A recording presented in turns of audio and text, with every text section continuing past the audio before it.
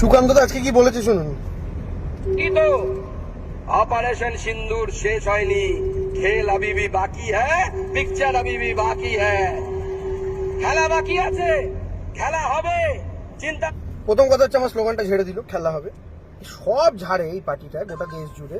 সেখানে আমার স্লোগানটাকেও ঝেড়ে দিল এইভাবে প্রকাশ্য মঞ্চে দাঁড়িয়ে আবার অমিত শাহের সামনে। কোন অমিত শাহ? যে অমিত শাহ নরেন্দ্র মোদীরা গত 2021 সালের বিধানসভা নির্বাচনের আগে এসে আমার এই স্লোগানটাকে গালাগাল করছিল, ঝেড়ে দিল। এবার আসুন শুনুন। নেই। এবং আমি ভারতীয় জনতা পার্টির কর্মীদেরকে বলছি, তৃণমূল বলে খেলা হবে, খেলা হবে। আগামী দিনে 26 আসছে, 1 বছরের কম সময় বাকি আছে। অনেক মার খেয়েছি, অনেক অত্যাচার সহ্য করেছি, আর নয়। সভাপতি হিসেবে আমি আপনাদেরকে বলছি, যদি আপনাদের উপর কেউ মারতে আসে পাল্টা মারুন, মার খাবেন না, মার দিয়ে তারপর ভারতীয় জনতা পার্টির নেতৃত্বকে জানাবেন। মার দিন মানে দিলীপ ঘোষ যে রাস্তায় 2021-এ হেঁটেছিল, ওই রাস্তায় তার পরবর্তী যিনি প্রতিনিধি সুকান্ত মজুমদারও 26-এর বিধানসভার আগে একই রাস্তায় হাঁটলেন, অর্থাৎ মারধর দাঙ্গার কথা বলা শুরু করলেন। মমতা বন্দ্যোপাধ্যায় একদিকে ক্ষমতায় আসার আগে বলেছিলেন বদলা নয় বদল চাই, আর এরা বলছে মারুন, পাল্টা মারুন। তখন মমতা ব্যানার্জি বিরোধী ছিলেন, ক্ষমতায় আসতে চাইছিলেন।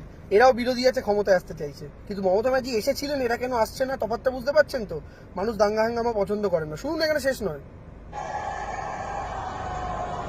প্রধানমন্ত্রীর সভা থেকে আমি বলেছিলাম অপারেশন বাংলা হবে, মুখ্যমন্ত্রী রাগ করেছিলেন। মাননীয় মুখ্যমন্ত্রী, পাকিস্তানের জন্য অপারেশন সিঁদুর আছে, আপনার বিরুদ্ধে অপারেশন বাংলা করার জন্য কোন সেনাবাহিনী লাগবে না। আমার ভারতীয় জনতা পার্টির এই হাজার হাজার মন্ডল স্তরের কার্যকর্তা, তারা আপনার বাংলা অপারেশন করবে এবং আপনাকে আপনার ধরুন আপনি নাম দিলেন অপারেশন পাকিস্তান, তার মানে কি? আপনি পাকিস্তানকে ধ্বংস করবেন। ধরুন আপনি নাম দিলেন অপারেশন লস্করে তৈবা, তার মানে কি? আপনি লস্করে তৈবাকে ধ্বংস করবেন। এরা অপারেশন তৃণমূল বলতে পারতো, তৃণমূলের সাথে এদের শত্রুতা, তৃণমূলকে ধ্বংস করবে। এরা মমতা ব্যানার্জির নাম করে অপারেশন দিতে পারতো, অভিষেক ব্যানার্জির নাম করে অপারেশন দিতে পারতো, আমরা রাজনৈতিকভাবে লড়ে নিতাম। কিন্তু কি বলছে? অপারেশন বাংলা। তার মানে এরা বাংলাকে ধ্বংস করতে চাইছে, অর্থাৎ বাংলার বুকে অপারেশন করবে, বাংলার অপারেশন করবে। অর্থাৎ বুঝতে পারছেন এদের রাজনৈতিক মেন্টালিটিটা। এখানেই শেষ নয়, আরো চমক আছে, শুনুন। থেকে মুক্তি দিবে। ভারতবর্ষ এগিয়ে যাচ্ছে, আর আমাদের শিক্ষকদের চাকরি বাতিল হচ্ছে, ওএমআর সিট পাওয়া যাচ্ছে না। ভারতীয় জনতা পার্টির সরকার এলে প্রতি বছর এসএসসি হবে এবং পরীক্ষা দেওয়ার সাথে সাথে সেই ওএমআর সিটের কপি আমরা শিক্ষার্থীদেরকে দেব। আমরা তো দাদা প্রত্যেক বছর পরীক্ষা হবে তো বুঝলাম, কিন্তু 10,323 জনের ত্রিপুরার চাকরিটা ফেরত দিতে পারেননি কেন, যারা প্রতিশ্রুতি দিয়ে ক্ষমতায় এসেছিলেন? যারা দর্শকরা দেখছেন তাদেরকে বলবো গুগলে একবার লিখুন 10,323 ত্রিপুরা, সব জেনে যাবেন। বিজেপি ক্ষমতা আসার আগে বলেছিল আপনাদের চাকরি আমরা দেবো, সিপিএম এর দুর্নীতির জন্য আপনাদের চাকরি গেছে। ত্রিপুরায় তার আগে সিপিএম এর সরকার ছিল, 18-তে বিজেপি আসে। বিজেপি আসার পর চাকরি তো দিলই না, উল্টে 10,323 জন যখন চাকরি চাইতে গেল তাদেরকে ঠেঙিয়ে মাথা ফাটালো। সুকান্ত বাবু মুখে সেই কথা শুনছেন, শোনেনি? এখনো বাকি আছে, শুনুন। পরীক্ষার্থীদেরকে দেব, কোনো দুর্নীতি হতে দেব না। মোদীজির নীতি, না খাউঙ্গা না খানে দুঙ্গা। আর তারপরে যারা তৃণমূল কংগ্রেসের খেয়েছে তাদেরকেও বমি করিয়ে জনগণের টাকা ফেরত দেওয়ার দায়িত্ব ভারতীয় জনতা পার্টি। আবার দৃশ্যটা দেখুন, যখন সুকান্ত মজুমদার এই কথাটা বলছেন, যারা তৃণমূলে থেকে খেয়েছেন তাদের বমি করিয়ে, তখন কার মুখটা দেখাচ্ছে নোটিস করুন। দেব না, মোদীজির নীতি, না খাউঙ্গা না খানে দুঙ্গা।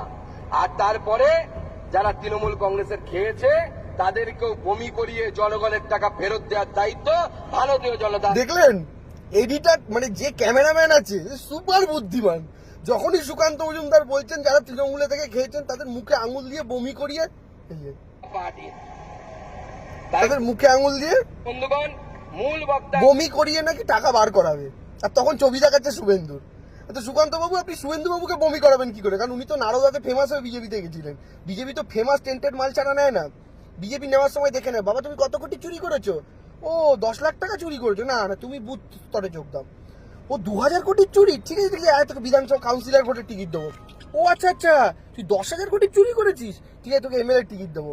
ও 30,000 কোটির চুরি করেছিস, লাইক অজিত পাওয়ার ফাওয়ার, তোকে উপমুখ্যমন্ত্রী করবো। আর শুভেন্দু আমার চুরি ছ্যাঁচড়ামি করে বিজেপিতে গেছে, ওকেও টিকিট দিয়েছে। কিন্তু এখন বিষয়টা হচ্ছে ওকে এমএলএও করেছে, বিরোধী দলনেতা করেছে। সুকান্ত বাবুর কাছে আমার প্রশ্ন, তৃণমূলে যারা খেয়েছে তাদেরকে মুখে আঙুল দিয়ে বার করাবেন। তা আপনারা আগে বলতেন শুভেন্দু তৃণমূলে থেকে খেয়েছে, আপনারাই প্রেস কনফারেন্স করে শুভেন্দু টাকা নেওয়ার ভিডিও দেখিয়েছিলেন নারদায়, গুগলে সার্চ করলে লোকে পেয়ে যাবে। শুভেন্দুকে বমিটা কি করে করাবেন? আপনি নিজে আঙুল ঢোকাবেন নাকি অমিত শাহের মোটা আঙুলটা নিয়ে ওর গলায় ঢোকাবেন? একটু এটা ভেবে বলবেন তো। তো মোট কথা আমি এইটুকু শুনলাম, শুনতে শুনতে আমার খুব ইন্টারেস্টিং লাগলো। আমি জানি না সুকান্ত বাবু আর কি বলেছেন। খেয়েছে তাদেরকেও বমি করিয়ে জনগণের টাকা ফেরত দেওয়ার দায়িত্ব ভারতীয় জনতা পার্টির। তাই বন্ধুগণ, মূল বক্তা আমাদের মাননীয় গৃহমন্ত্রী। আপনারা আমাকে বহুবার শুনেছেন, আবার শুনবেন আগামী দিনে। তাই সবাই মিলে ঐক্যবদ্ধ হন, ঐক্যবদ্ধ হয়ে একটাই সিম্বল পদ্ম ফুল। সেই না, একটাই তো সিম্বল পদ্ম ফুল।